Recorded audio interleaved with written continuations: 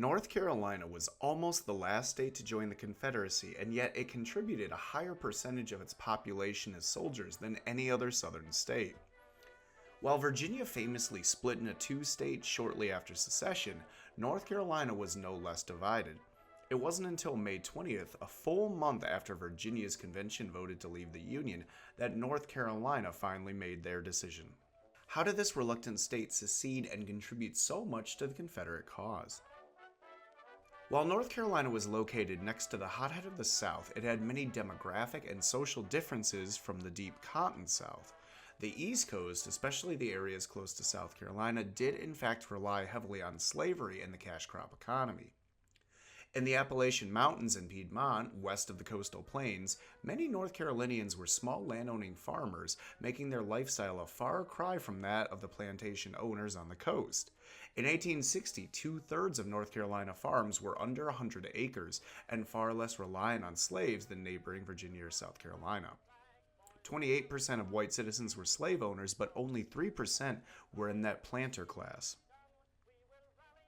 This geographic and economic divide also created a divide between secessionist and unionist sentiment.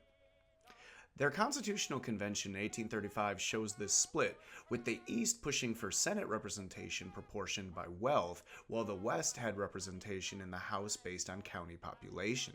The state on one hand pushed for greater voter power with direct elections of the governor, but in the post-1831 Nat Turner Rebellion aura of fear, North Carolina also removed voting rights from free black men. North Carolina in the antebellum did embrace some of the popular reforms in that era. The state had put more than $1 million into railroads, and in 1839 they had created the state's first public school. 6 years later, there was at least one public school in each county. As early as 1816, you do have groups like the Piedmont Quakers forming the North Carolina Manumission Society. Secession would not be as easy here as their neighbors to the south. With the election of Abraham Lincoln on November 6, 1860, North Carolina's governor, John W. Ellis, put forward a motion to form a secession convention to their legislature. This measure was soundly defeated. In mid-December, secession commissioners from other states started applying pressure early and often to the divided North Carolinian legislature and voters in hopes of being more successful. Jacob Thompson, who was actually born in North Carolina in 1810, was one such visitor. In a speech in Raleigh in 1859, he had actually spoken in favor of supporting the Union if there were a push for renewing the African slave trade. Now in December of 1860, he was pro-secession. Meeting with Governor Ellis, he warned of common humiliation and ruin for the South with Lincoln's election. He argued that it would open the door for a majority trained from infancy to hate our people and their institutions. He worried that the Southern governments would be overthrown and it will be perverted into an engine for the destruction of our domestic institutions and the subjugation of our people. He wanted the question of slavery to be settled now and settled forever. Two commissioners from Alabama also tried their luck with the North Carolina legislature. Isham W. Garrett and Robert Hardy Smith argued that the North proposed to impair the value of slave property in the states by unfriendly legislation, and by these means to render the institution itself dangerous to us and compel us, as slaves increase, to abandon it or be doomed to a servile war. They pushed for secession and claimed submission would invite new and greater aggression until Alabama would become a despised integrated province. In February of 1861, commissioners like this were still at it. In a speech before the legislature, Samuel Hall of Georgia proclaimed that only people dead to all sense of virtue and dignity would accept Republicans in their belief in the social and political equality of the black and white races. But North Carolina wasn't convinced. Union sentiment remained strong, and vague threats to the end of slavery were not enough to cause the state to budge. While the planter class of rich slave owners had most of the political power, their fractured social classes and the large yeoman farmer class meant that they weren't ready to leave just yet. Their convention decided on a watch-and-wait policy. Unionists weren't idle in this debate either. On January 29th, the General Assembly voted to put the question to a vote on February 28th. February 4th, the Assembly sent delegates to the Washington Peace Conference during this time as well. In the general vote on February 28th, Unionists won 47,323 to 46,672, and we see the same geographical split between western and eastern counties. Geography, though, proved a problem for the state's Unionists. Located between Virginia, Tennessee, Georgia, and South Carolina, North Carolina was completely trapped if every other slaveholding state decided to leave the Union. This came to a head on April 12, 1861, with the attack on Fort Sumter. Lincoln called for volunteers from all remaining states, including North Carolina. In addition, to get to South Carolina, an army would have to go through North Carolina.